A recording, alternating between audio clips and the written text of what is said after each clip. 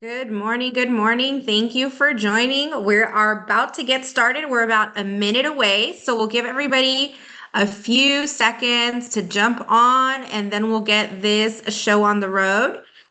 Here we go. We get things ready to go. Thank you so much for joining. Excited to have you this Monday morning to kick off the week on Managing the Impossible, our session 3. So, we've been talking about in these past few sessions about leading when resources are tight. And so, as managers, oftentimes we're constrained. As leaders, oftentimes we're stretched, right? And so when we're occupying the role of manager, we're flexing between leadership and we're flexing between management, which is the function that really allows us to execute. So, with that said, I'll go ahead and get us dialed in and going. And so let's get into it. So let's share a little bit here. So if you haven't met me before, I'm Dr. Mayra Austin. I'm also the CEO and founder of a company called Management Cues, which is who we're hosting this webinar series through. What makes Management Cues unique is that we're scientifically proven to work and we track and measure performance in the training experience as managers are training with us. So what that has allowed us to do is we've gotten really in touch with what works for managers and what doesn't. And I'm extremely passionate about it because I care about seeing people succeed in the workplace. So with that said, let's go ahead. Let's get this show on the road. So today we're covering session 3. So session 3 is, I think, going to be my favorite session out of this 5-week webinar series because this is something that comes up routinely and I have learned is difficult for managers out there to do successfully. And that is mastering the art of the ask. Knowing when to ask for what you need or learning how to ask for an opportunity, learning how to ask for additional training and development as a manager. Those are challenges I've seen come up routinely in the workforce and hold managers back. So for that reason, it's really an important area for me to share with other up and coming leaders out there. So the art of the ask, advocating for what you need without sounding like you're complaining. So I will say this, when we're asking for something, common feelings that come up for us, especially if we're hard workers, we're independent, we're proud, you name it, there's so many reasons. We feel guilty, so we don't ask. We feel like we maybe should know it all, so we don't ask. We don't necessarily feel we're worth investing in, and we haven't been honest with ourselves about it. So those are all things that hold us back from making the ask and making the ask in the appropriate way, which makes it effective. So here we go. This is what we will be covering today. So we're going to be talking about the difference between advocating and complaining. And I think that's a really important distinction because as I've worked with managers throughout my experience, I think that's what tips the different areas from one side to the next. That's what opens the door, right? Is the difference between advocating or versus complaining. We're going to talk about the neuroscience of effective communication. And this is important because people respond to things because of what's going on in their inner brain and how they interpret what's being said and what they're observing. Then we're going to talk about frameworks about how to follow a path when it comes to making the ask. And we're going to talk through some common barriers out there that hold managers back that are common. They're not unique. They happen all the time. We just have to figure out how to get around them and how to recognize them. And then we'll talk about how to practice feedback. I'll give you a quick action plan. And of course, you get a tool with each session that we have through this webinar series. So you will get a preview of that as well. Okay, let's get into it. So it's important to know that positioning yourself to make an ask as a manager or a leader is critical. It's important. It gives you a competitive advantage. So claiming your needs. It's speaking up boldly and clearly about what you need to be successful.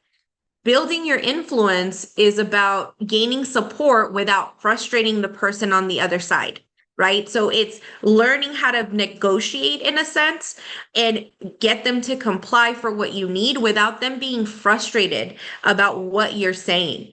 And then driving your success is leading with intention and confidence, which is really important. When you're making an ask, you're not asking for a favor. You're asking for something that is deserved, for something that is appropriate, and that is going to move the needle, right? It's going to be something impactful. And I think that that's important for us to change our mind around. So inspire respect. Making the ask shows that you're asserting yourself and that you have confidence and that you know what you're talking about. So it's making the ask without complaining, right? It's a purposeful ask, right? It is something you need, but it's not complaining. So let's break that out, right? Let's take a look at what that looks like from a leadership and communication perspective. So when you're advocating, you're communicating needs, ideas, or concerns with clarity and purpose. You're focusing on solutions and desired outcomes. You're looking to improve things. You're also using that to build trust and encourage collaboration and drive results. So here's an example. To meet our project goals, we need additional resources in X area. Here's a proposed solution, right? So you're still making the ask, but it's well-rounded and it doesn't sound like you're upset. It sounds like, here's what we need to do to succeed, right? That's the tone. Complaining works like this. It's expressing dissatisfaction without proposing solutions. So this happens when managers get frustrated and something isn't working or they don't have resources, but the way that they express it is, I can't do this, I don't have X. Or this isn't going to work, we don't have enough of what we need. Or I hate this, we never sit down and meet about this, right? Like that sounds like complaining. It feels like complaining to the person that needs to make a decision around it. So it's focusing on problems, frustrations, or obstacles rather than the outcome. So it's when managers focus on what is affecting them and they internalize it, right? When we internalize something, that's when we get mad. That's when we get frustrated. That's when we become disappointed or disengaged, right? It's when we take it personal, the shortcoming that's happening in the environment. When we take it personal, we tend to complain, right? So it often creates a negative feeling in the environment and it brings the team down. So as managers, it's important for us to recognize that doing this isn't helping, it's hurting. And not only is it hurting you because you're not showing up in a way that's working towards impact, it's affecting your team and bringing their morale down. So an example of complaining is, I hate it that we never get the resources we need, right? That's complaining. So note the difference between advocating and complaining because they often happen in the same scenario. So in a scenario where you would advocate, if you're not prepared and you're not aware, you would typically complain. And I think that that's one of the key takeaways between those distinctions. So here's the key differences for you to remember. Complaining points out problems. Advocating points towards the solution. Okay. Advocating communicates needs constructively and professionally, while complaining risks disengagement or frustration. So it's solution oriented, but it also is geared towards having an impact, right? So it's geared towards having a way to really understand the difference between, am I making an impact or am I just telling somebody that I'm disappointed or upset? Because that's the difference between advocating and moving in the right direction and complaining and actually leaving a poor impression and not necessarily moving the needle. So key difference is super important. Okay, let's keep going. So here we're going to jump into the brain, right? Because it's one of our favorite things to do. If you didn't know, Management Cues is actually backed by neuroscience. So we had neuroengineers and neuroscientists test our approach to training to make sure that it was actually working. And so if you're curious about that, you could visit our website and check those case studies out. But here's what we've learned, and here's how we apply it specifically to management. So, the neuroscience of effective communication is this, right? As we're advocating, as we're asking for things, as we're responding, our brain is combusting, right? There's chemistry happening in our brain. So, dopamine boosts positive response. So, requests that are framed constructively trigger motivation and reward. So if you position your ask as advocacy, as an opportunity to solve, the person on the other end is actually having a different reaction in their brain compared to if you were to complain. So that's an important thing to remember. Stress can block listening. So if you stress somebody out on the opposite end, you're reducing your chance to get what you need. And I think that that's important because high stress actually activates the amygdala, which reduces the focus and openness. So as soon as we start complaining, the person on the other end starts shutting down, right? What an amazing thing to know. Attention is also limited. So when you're clear, concise, and you're capturing your audience because it's easy to understand what you need, you're improving their ability to understand the moment, right? And so I think sometimes when we're complaining, we start talking about how we feel and not what actually needs to be solved through the ask. And that's where we kind of muddy the waters. The other thing that is really important is the framing. How you frame something, right? How you position it is so critical in an exchange, and not just in management, but just even in personal relationships.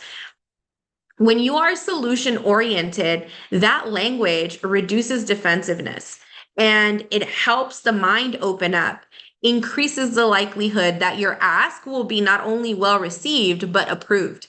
And so in the workforce, understanding that there's something happening in the brain is super critical for you to be effective and to really get what you need. So techniques, right? What techniques can managers use when they're speaking to leadership or anybody that they need something from? How do you reduce defensiveness in a listener? And this is true. You can apply this actually to any exchange with a human being because it's rooted in neuroscience. So here's what you do. If you use I statements, right? Focus your perspective and experience rather than blaming. So, for example, I've noticed that deadlines are tight, and I'd like to discuss ways to manage the workload instead of you never give us time. And I've seen this happen so often. I've seen it actually in meetings where I'm training with clients, and clients will say that to their leaders because they're frustrated. And while I understand the frustration, I also know that the person who's communicating is not being effective. And that's what we need to focus on. So be solution oriented. Frame requests around outcomes and improvements rather than problems. So here's an example of that. To meet our targets, we could add X resource instead of complaining about the lack of support, right? So it's always moving towards the solution orientation versus highlighting what you don't have, right? So practice. This takes practice to do very well, and it takes awareness. So we have to develop that. Practice active listening. Show empathy and understand the listener's perspective, right? So if a leader can't do something because of a budget constraint, lean into empathy. It'll help you be more solution oriented, but it also will increase the possibility of the person being empathetic back to you, right? So reflect back what they say before responding, right? So repeat back what they're saying in response to your ask. Manage the tone and body language. So again, sometimes when we're frustrated, we're short on resources and we need something, we internalize that. We take it personal. And it's really about solving the issue and separating yourself. As a manager, it's important to separate yourself from what's happening in order to solve it. So keep the voice calm and steady. Maintain open, relaxed posture. Avoid crossing your arms or pointing. And it's really important. These things, they signal something to the brain.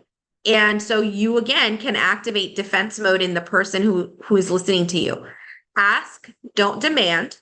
So use collaborative language, like, can we explore, or would it be possible to? And invite participation rather than triggering resistance. So, it's okay to say to your leader, how do you think we should solve this? Here's what I've tried, right? Or here's what I think would be a good fit for our constraint. Those are ways to getting the mind to open up. Provide context and rationale. Explain why the request matters for the team and project or organization, and help the listener see the bigger picture rather than feeling personally challenged, right? So instead of making them feel frustrated, line up the reasons why your ask is important and why it matters. Sometimes we expect leaders or somebody that we need something from to know why something is important to us. And the reality is that as managers, we have access to a lot of important information. We also have a lot of insight because we're usually working with and alongside our team, and others may not be in the same situation. So remembering that helps you strengthen that communication and making that ask. Use data or evidence. So this is one of my favorite components of making an ask. If you're not well versed on why you need something, start there first and make sure that you're able to back up your request with objective facts, not feelings, metrics or examples of how it's going to help. And reduce the perception of bias or personal opinion. Do not make it about you. What makes an ask a really valuable thing and tool is relying on substance and not necessarily how we're feeling in the moment, because constraints are going to frustrate us. It's part of the natural response. We have to discipline our way through that. You want to pause and allow processing. So you want to give the listener time to observe information before responding. And you want to avoid overwhelming with multiple requests at once. So my recommendation is really, if you're going to make an ask for one thing, back it up with objective facts, and pay attention to behavior, tone, and language as you're communicating to your listener. So, frameworks. So that's a little bit about the brain, how it works, and how people respond when we approach them a certain way with an ask. Now we're going to talk about the frameworks for making the ask. So tools and things that you can use, strategies and steps that you can use to start framing how to ask for something strategically without sounding like you're complaining. Okay, so here we go. Let's dive in here. So solution-oriented language is critical. Solution-oriented language helps us frame, helps us position, but also using the right solution-oriented language helps us open the listener's mind. Right. And I think that that's important because sometimes we look at communication as being about us. And really, we need the person who's receiving the communication to open up their mind and let us in. That's what really needs to happen.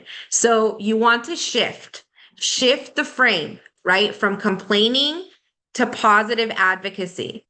You want to use future focused questions, right? To look past the problem and see the impact of what you're asking for. You want to replace complaints with goals. Here's why we need to do it, right? Goal 1, goal 2, goal 3. We need to reach these goals, right? Here's how we can do that.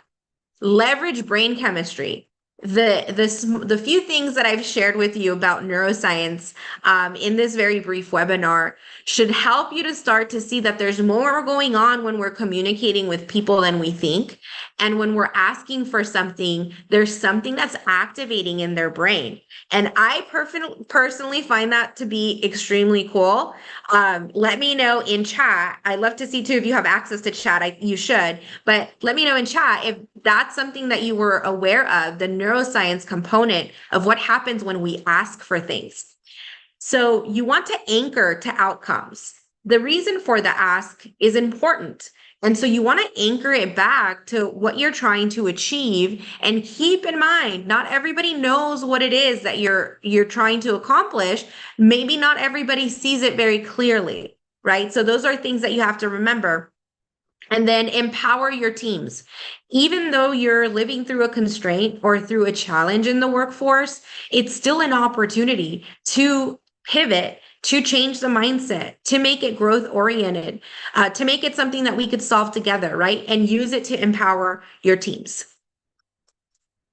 Okay, here we go.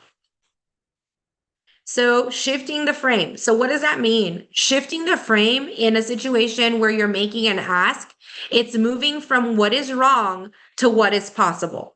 That's what that shift looks like, right? I'm working towards what is possible, not what is wrong in this moment. And that's a very powerful shift. It actually opens up your brain too to start problem solving and having your executive function in the brain start working towards a solution and not getting stuck in what you don't have. So that's why that shift is super important. Use future focused questions. So these are two examples of what those future focused questions might look like.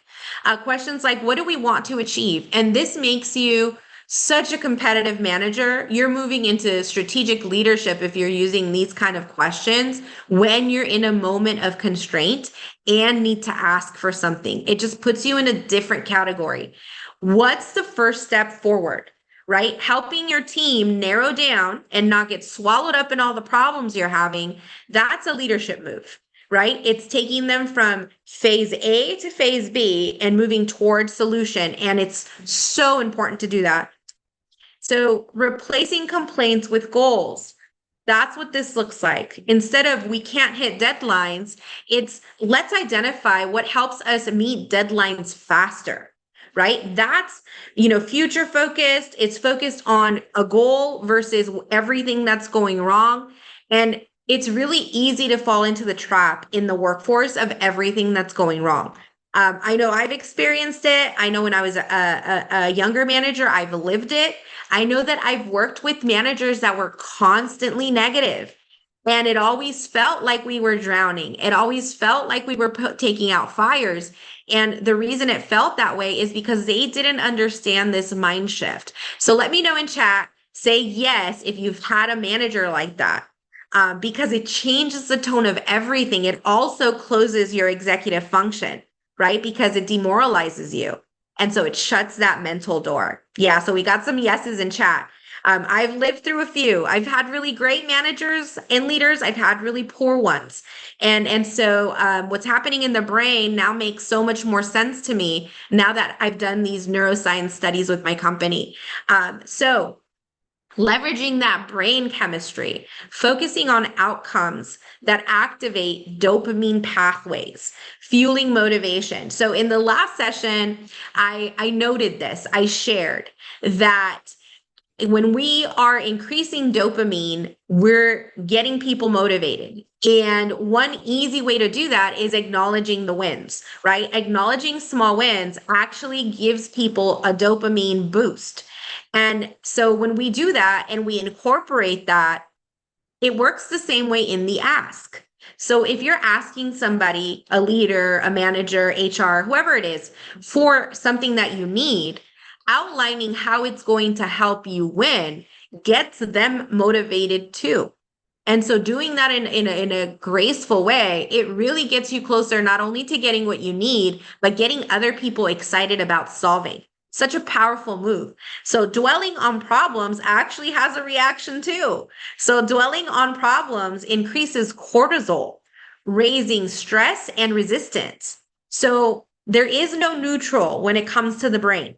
The brain is constantly responding to stimulus, right? And so as a manager, if I would have known this when I was younger, that the stimulus I was creating was activating dopamine, a dopamine boost, or activating cortisol, I think I would have thought about my responses differently. Let me know in chat if you agree or disagree. But for me, this has been a game changer, not just in training, but in activating others to move through the career ladder through leadership.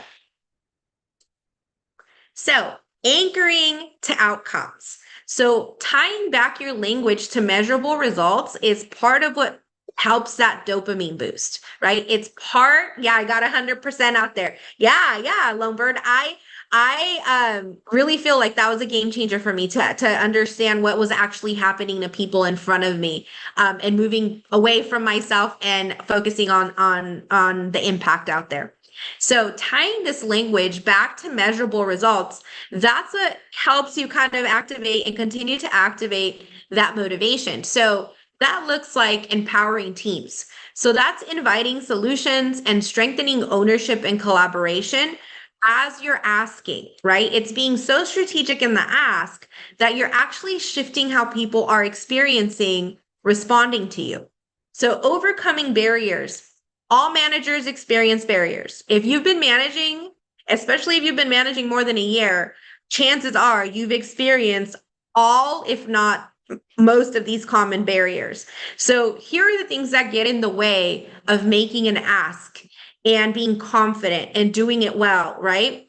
Hierarchy, right? The perception that we have of authority sometimes prevents us from making the ask, or we feel like if we ask for something, we're going to look bad, or we're going to look weak, or we're going to look incompetent, right? Culture. If in the culture of the workplace, it's not common to ask for what you need, that could be something that limits you, right? Nobody's asking, so I won't ask, or people don't ask, so I won't ask. Or there's no psychological safety. So fear of rejection, fear of getting the no, or no, we can't do that, or, no, we don't do that. Whatever the response is, rejection is scary for a lot of people, and it's something you have to discipline.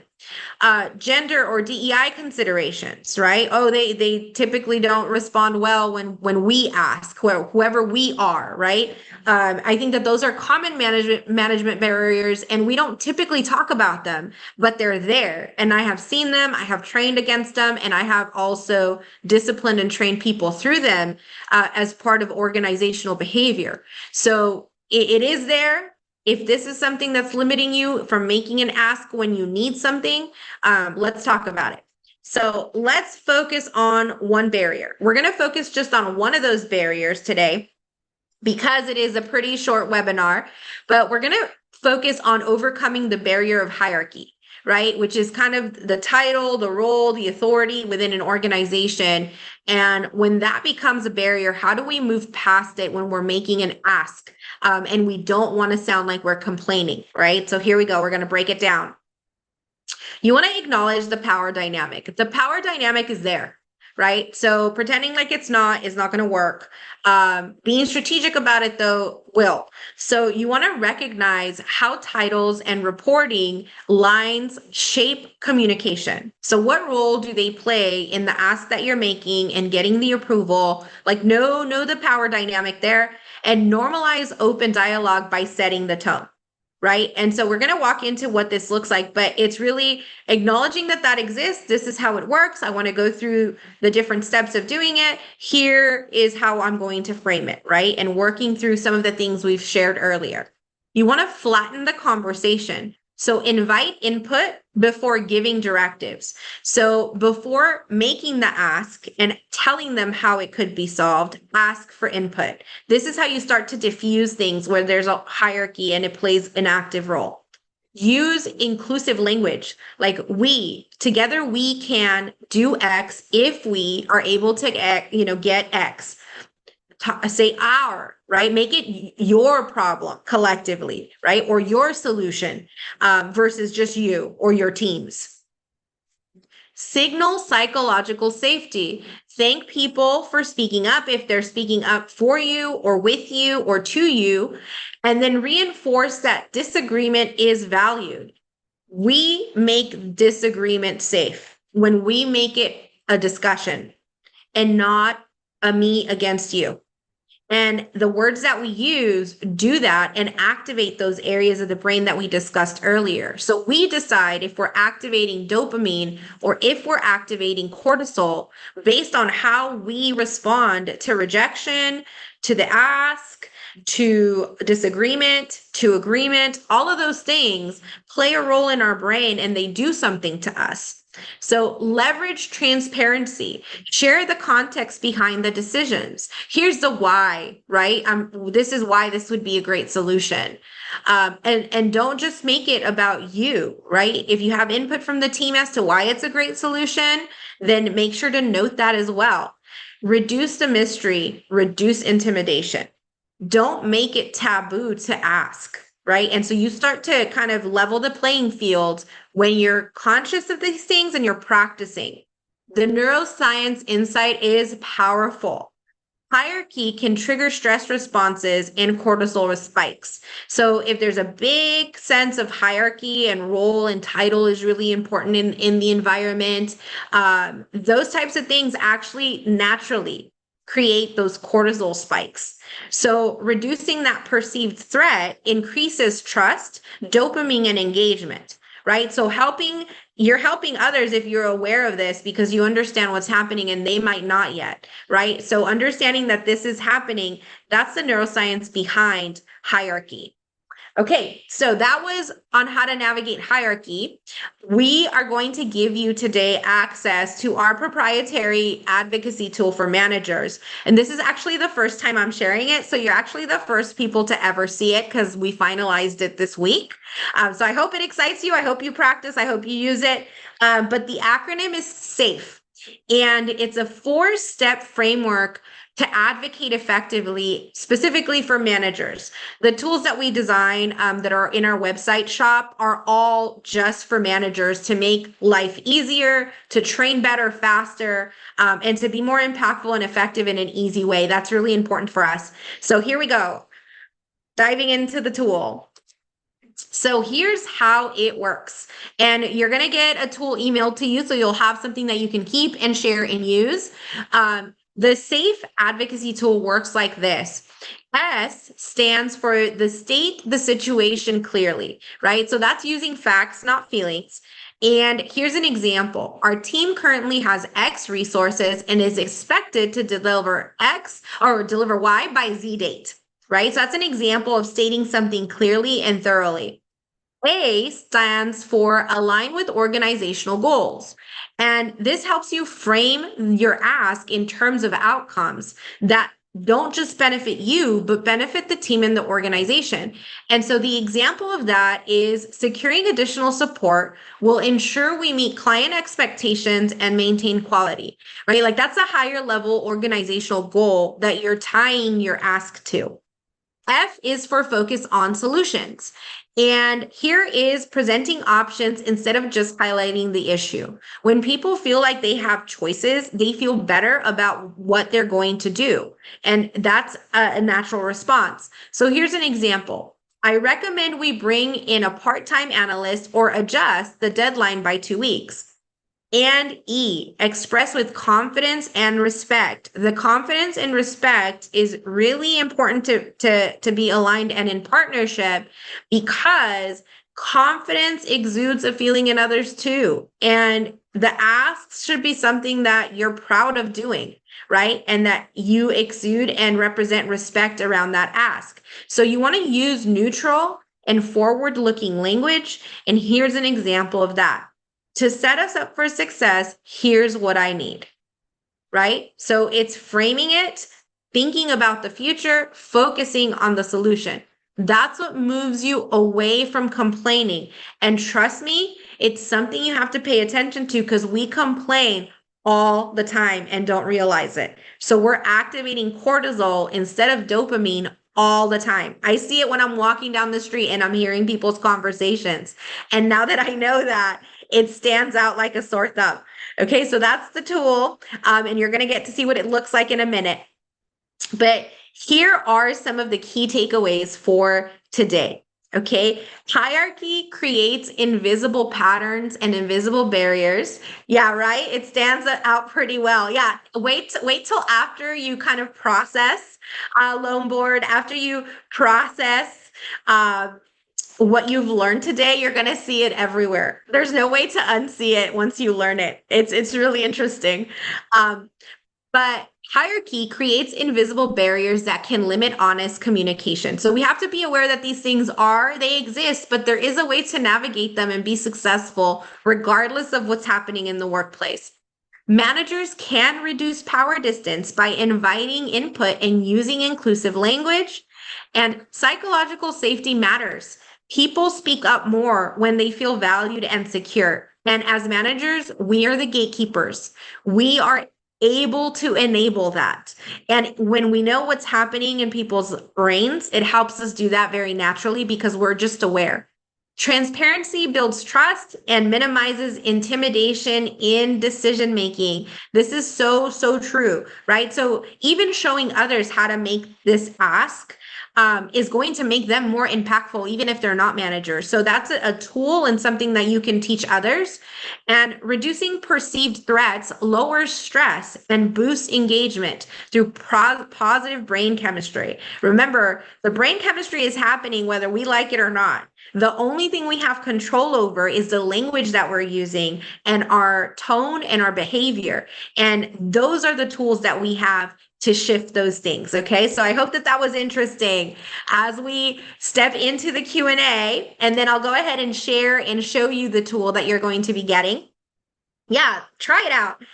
Let me know. You can unmute. Feel free to unmute if you have any questions, comments, or feedback before I step into the close.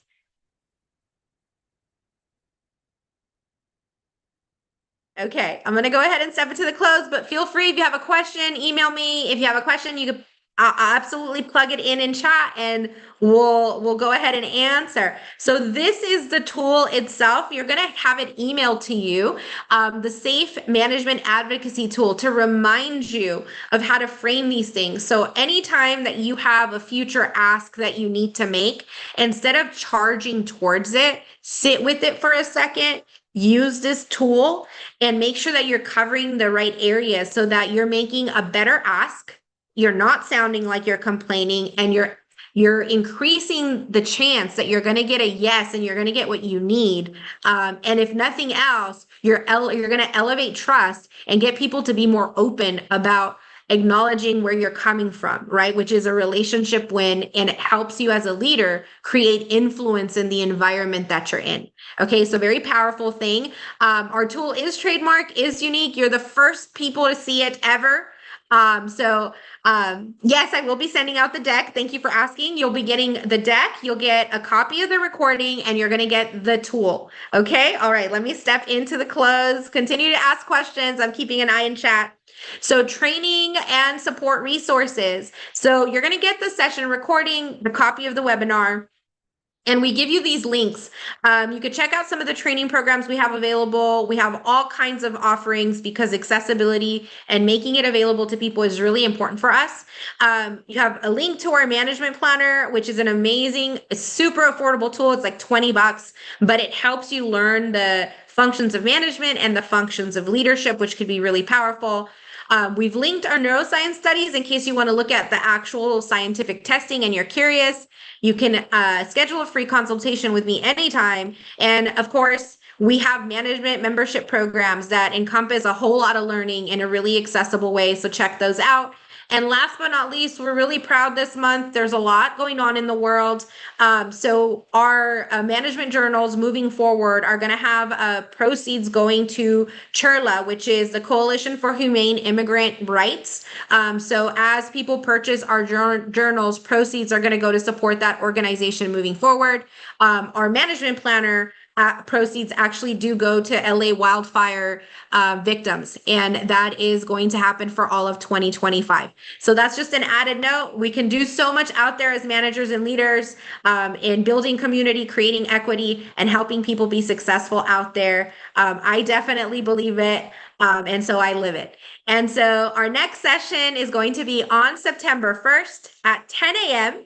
And it's going to be on managing morale in the mess. So when we have constraints, when we have challenges, the last thing sometimes we focus on is the morale. And it's interesting because strategically, our team's morale is what's going to lead us to solution, to execution, to improvement, to meet goals, you name it. That morale should be number one, right? And so getting ourselves to understand how that works is critical when we're dealing with resource constraints and shortages and high turnaround and all these things that make management so challenging for us as managers. Okay, so that'll be the next session. Make sure to join us and make sure to register and sign up. I hope you're enjoying the webinar series. I know that I am. This has been a really good one. Thank you for the participation. I appreciate you too. Thank you for participating. And that's a wrap for today. So thank you for joining. If you're curious about what we do, we're all over social. We're on Instagram, Facebook, LinkedIn, YouTube, TikTok. Check us out. And then our website is www.managementcues.org. Visit us anytime. With that said, have an amazing week, and I hope I get to see you next Monday. Take care.